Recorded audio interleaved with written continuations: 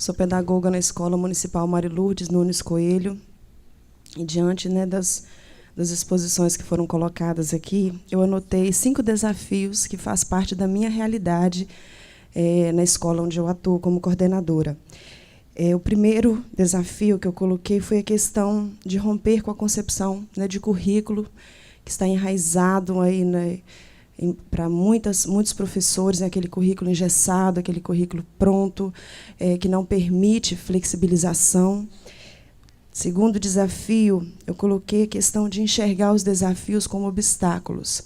Começamos a pensar, né, se eu sair com esse menino, corre o risco do menino atravessar a rua e um carro bater, corre o risco do cachorro, corre o risco disso.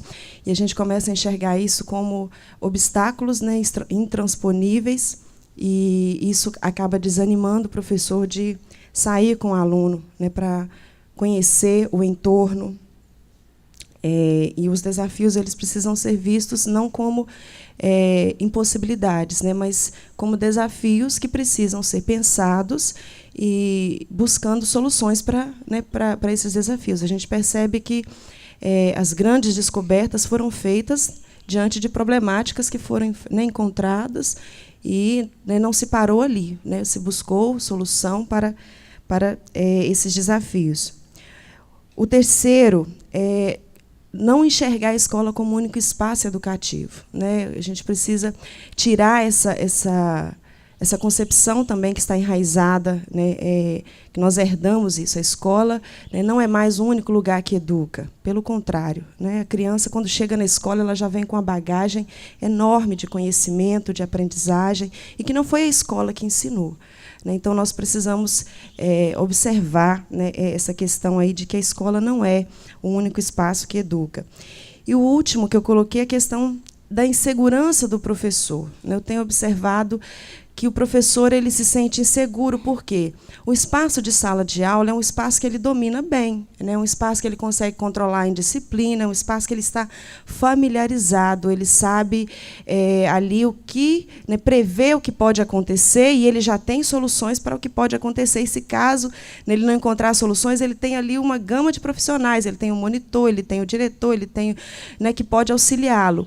E fora dos muros da escola, né, ele se sente inseguro, ele sente insegurança com relação ao que pode acontecer ali, né, naquele local. Então, por causa dessa insegurança, ele acaba né, não tomando a iniciativa de sair com o aluno, né, para além dos muros da escola.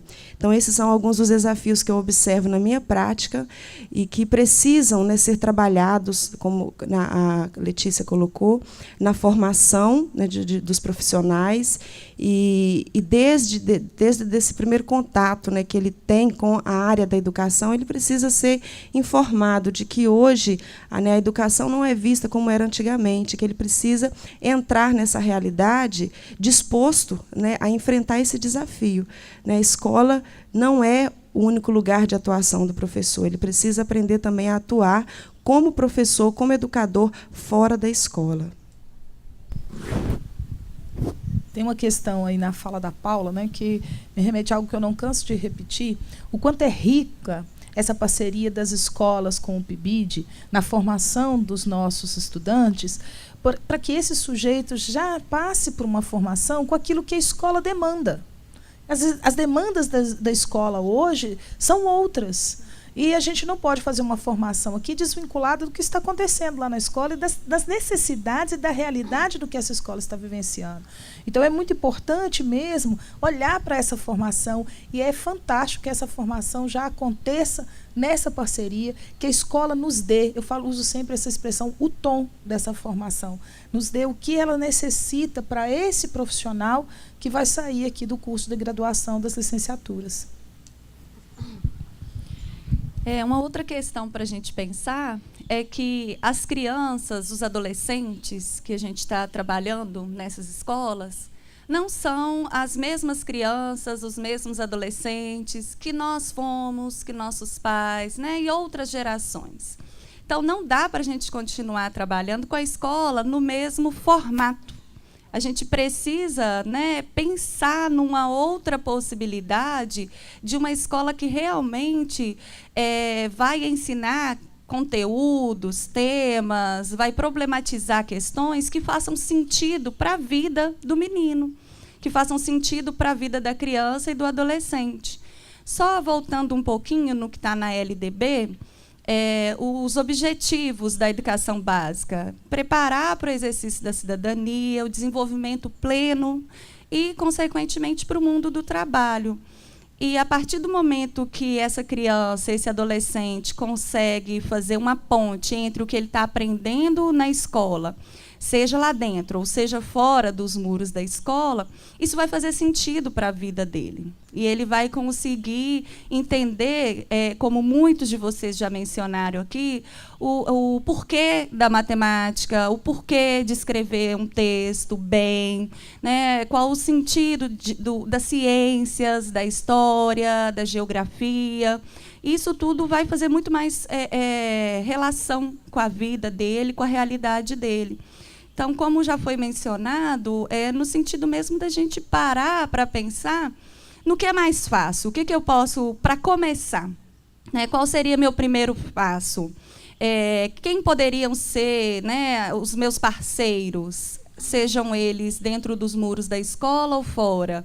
Mas para a gente pensar não como algo, como a Paula comentou, como obstáculo, né, mas o desafio nos faz crescer. A cada desafio que a gente vai ali, supera e consegue, vamos dizer, atingir os nossos objetivos, é um aprendizado novo, é uma realidade nova para nós enquanto educadores e educadoras. Quem dirá para essa criança e para esse adolescente? Então, eu penso que é mesmo nesse sentido de parar para refletir a importância de a escola caminhar junto com as mudanças que têm acontecido na sociedade, porque os nossos alunos não são os mesmos. Lembrando da formação de professores, né? Essa semana veiculou no Face, eu acho que foi a professora Renata que colocou, não sei se foi o Canadá, a experiência da escola sem currículo, Finlândia. Mas umas 2 ou 3 semanas atrás tinha uma experiência também no Canadá de escola sem conteúdos, no sentido sem horários marcados, determinados para determinadas disciplinas. Não é? Aí a gente volta de novo, né, para a formação de professores, né, para o modo ou a mudança de atitude, né, como a professora da SMED colocou para a gente, do professor se ver mais aberto e livre e desprendido do seu conteúdo curricular. Eu sou da disciplina de história, eu sou da matemática, eu sou da física. E pensar assim, eu sou professor do projeto que vai agrupar todos os conteúdos. Quando nós vamos para a cartografia, não é só história e geografia ou ciências. Nós vamos para matemática, para história, para português, né, letras, artes, né, e tantos outros conteúdos. Então, por que a gente volta para a cartografia? Acho que enquanto formação de professor, nós estamos observando que a cartografia é um instrumento e uma estratégia interessante que nós, né, que vivenciamos o curso do TEIA e que estamos tentando repassar isso para os alunos do PIBID, que é uma experiência de formação do professor ainda em curso, de mostrar essa possibilidade da gente vivenciar, de mudar de atitude e vivenciar um pouco longe do meu conteúdo que eu ministro. Então, o meu conteúdo, ele existe, ele não vai perder a força, ele não vai perder a importância, mas eu vou, junto com o professor de matemática, vivenciar lá uma solução de problemas nas compras que a gente vai fazer no supermercado. Ou nós vamos na feira verificar o que está sendo vendido na feirinha da esquina, né? Todos os horticulturas ou grãos ou o que mais vende, né? Conversar com os feirantes e ver o que é, como que produz, de onde que eles vêm, o que eles fazem e trazer essas informações para dentro da escola. É uma outra vivência além muros que a gente pode fazer. Aí a gente volta para a questão da formação de professor, da atitude aberta, do desprendimento do conteúdo curricular. Olá, gente. Meu nome é Leila, sou do 5º período de Pedagogia, sou bolsista do PIBID na subárea de Educação Social. Partindo de todas essas discussões que envolvem essa questão da escola integral e integrada, aí a gente olha para a concepção de sociedade na qual nós vivemos E aí, quando a Letícia fala dessa questão de estar preso ao horário, uma matriz curricular, aí remete a várias coisas, né, várias questões. Dentre elas, a questão de o educador ter essa consciência de que o Haddai da Loza nos incomoda pensar a serviço de quem eu estou quando eu educo. Então, é pensar nessa perspectiva, eu penso que é pensar por aí mesmo. Fazer mesmo essa pergunta, olhar o entorno e lembrar da questão da interdisciplinaridade, que não tem como a gente pegar essa criança, esse adolescente que chega na escola com uma trajetória de vida e querer partir de uma prática totalmente tradicional e separar o aluno do menino, do adolescente, dessa criança que chega com toda uma história, com toda uma trajetória, desse sujeito cultural, histórico que está chegando ali para iniciar sua formação. Então, eu penso que educação tem desafios e sempre vai ter, porque a educação ela sempre esteve, desde o começo, ela tem que estar sempre se mediando a partir das demandas sociais que vão surgindo. Isso é fato, não há como fugir disso. Então, assim, sempre vai ter desafios, sempre. Mas eu penso também que a educação ela tem que ter um pouco de utopia, como nos convida o Paulo Freire, né, na pedagogia dele. E a gente tem que lembrar que, por maior que seja o desafio, a gente tem que saber que a gente não vai dar conta de mudar o mundo inteiro. Mas a gente sempre parte da perspectiva que, se eu conseguir fazer diferença com um ou dois dos meus educandos, com certeza ele vai ter condições de pensar a partir de onde ele está inserido e refletir sobre a realidade dele, de mudar a perspectiva que talvez ele traz, de que talvez assim não tem jeito, de que ele vai reproduzir aquilo que ele já vem. É a gente tentar levar esse menino a perceber que tem como sim, que não é porque ele vem de uma realidade difícil que ele tem que reproduzir aquilo. E aí é lembrar dessa questão mesmo que o Freire nos provoca a pensar, de que a educação ela não muda o mundo, ela muda pessoas e que pessoas transformam o mundo.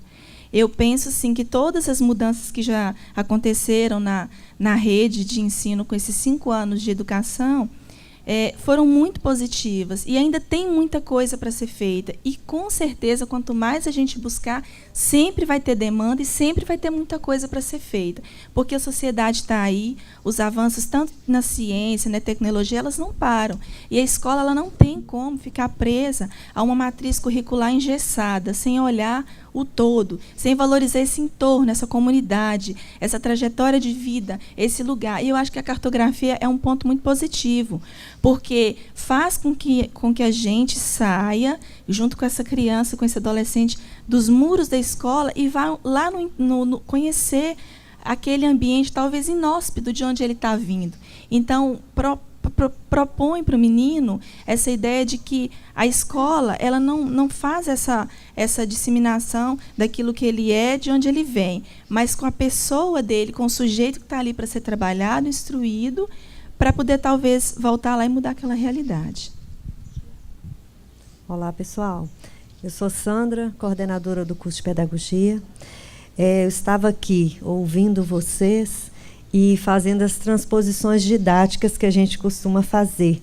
E olhando para os meus alunos ali do 4º período e falando assim, lembra lá dos desafios da gestão que a gente fala o tempo todo em sala de aula. E é muito bom nós ouvirmos essas experiências vivenciadas pelos nossos pares, pelos nossos colegas de profissão, e sabemos que são grandes esses desafios, mas que prezarmos por essa utopia, pelo desejo de fazer acontecer essa educação, né? Então, eu fico o tempo todo refletindo quando eu ouço pessoas que estão nesse enfrentamento de fato e trazem para nós. E os nossos alunos pibidianos que estão em campo estão tendo essa grande oportunidade de ver né, de vivenciar um pouco dessa realidade. Isso é um momento ímpar para nós, para a formação de vocês, para a nossa formação em conjunto com vocês, né? E aí é o melhor ponto de partida é conhecermos a realidade do sujeito, é darmos significado àquilo que aquele aluno está trazendo para nós, né? Que a escola se importa com a realidade dele, de quem ele é, de onde que ele veio, como que é a comunidade dele, o quanto isso é fértil para a formação desse aluno, que a escola o compreenda como um sujeito sócio-histórico, né?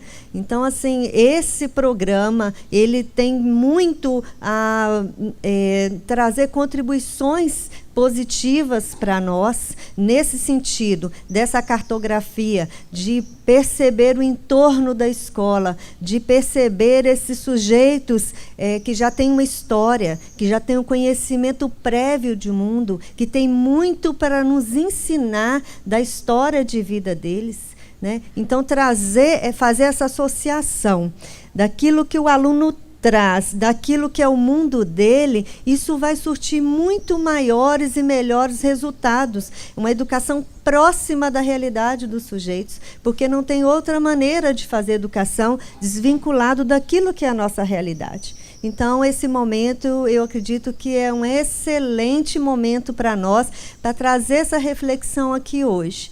E acreditando sempre que a educação, sim, ela é muito importante para nós, que ela transforma as pessoas a partir do momento que as pessoas se integram desse saber, né?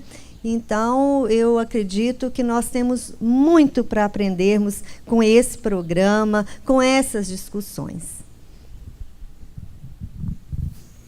Oi, gente, eu sou aluna do primeiro período de pedagogia e quando eu fiquei sabendo do tema Além Muros, Escola Integral Integrada, eu fiquei me perguntando o sentido da palavra integrada, porque ela nos fala que, tem, além de todos os significados, tem completar, inserir, unir, e é isso que precisamos levar além muros para quebrarmos essa barreira de aluno-professor.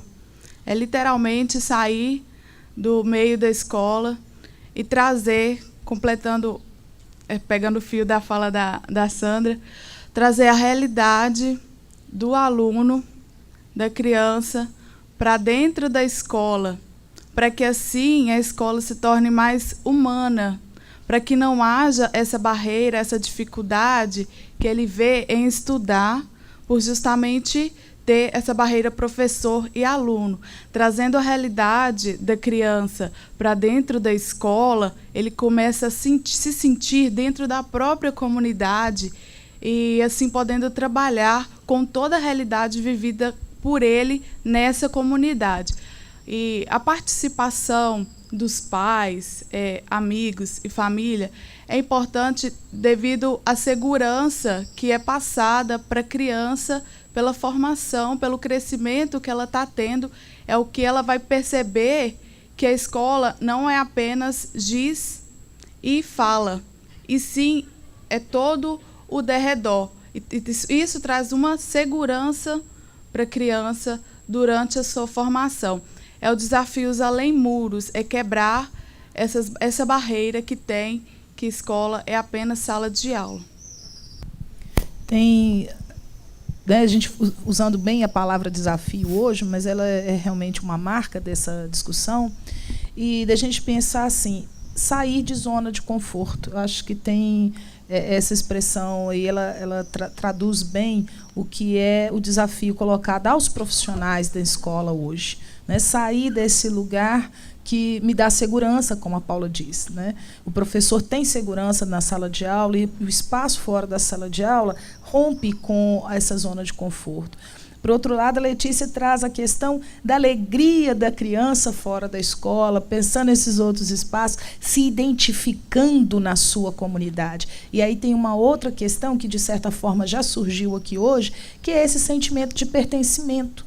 essa relação de identidade. A gente vê muito essa coisa do cadeado, da escola trancada, para a escola se proteger da violência, do espaço, mas também como a escola está buscando essa relação de identidade com os sujeitos da comunidade. Os sujeitos dessa comunidade entender que a escola é também espaço deles, né? E os nossos alunos, as nossas crianças, se perceberem como parte dessa comunidade.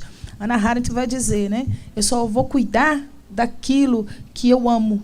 É preciso, então, despertar essa relação até afetiva mesmo, da criança com a escola, com a comunidade, com o seu espaço. A Jéssica, no que ela estava falando ali, né? A escola não é só o giz e a fala. A escola é vida. E se é vida, ela precisa estar integrada à vida.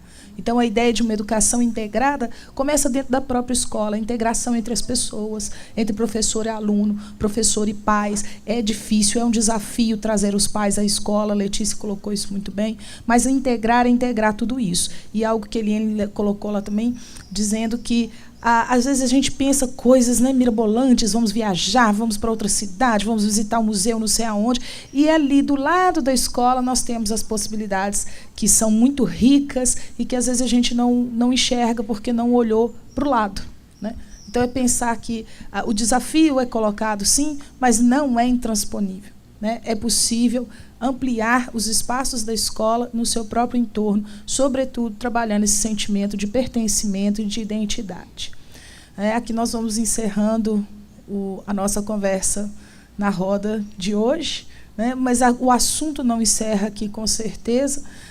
A gente sabe que muitas escolas já estão vivendo excelentes experiências de uma educação integrada. Muita coisa ainda a gente pode continuar e ter uma conversa para muitas rodas, né? E que essas conversas continuem com o PIBID, com a formação, com as escolas. O importante é a gente já se perceber integrado e trabalhando em prol de uma educação integral e integrada. Para a gente encerrar, eu gostaria de agradecer a cada aluno, a cada aluna do curso de Pedagogia, de Letras, os professores, né, da Univale, as pedagogas e professoras da Secretaria de Educação, a cada pessoa que se dispôs hoje a vir, as funcionárias do GEP, deixa eu ver se eu não esqueci ninguém, a cada um e a cada uma que esteve aqui hoje discutindo conosco, nos ensinando, trocando saberes conosco, né? E que essa discussão, eu sempre falo, que ela faça parte do nosso dia a dia, das nossas práticas, que não fique só no debate. Agradecer em especial aos funcionários do DEC, o Toninho e o Célio, que contribuiu para que essa roda acontecesse, né, aqui na Univale. Enfim, agradecer aos aprendizados que vocês nos possibilitaram construir. E desejar a todos que a gente realmente se sinta desafiado e competente para desenvolver essa educação além muros, né? Uma educação integral e integrada. Como a gente sempre termina, com as palmas.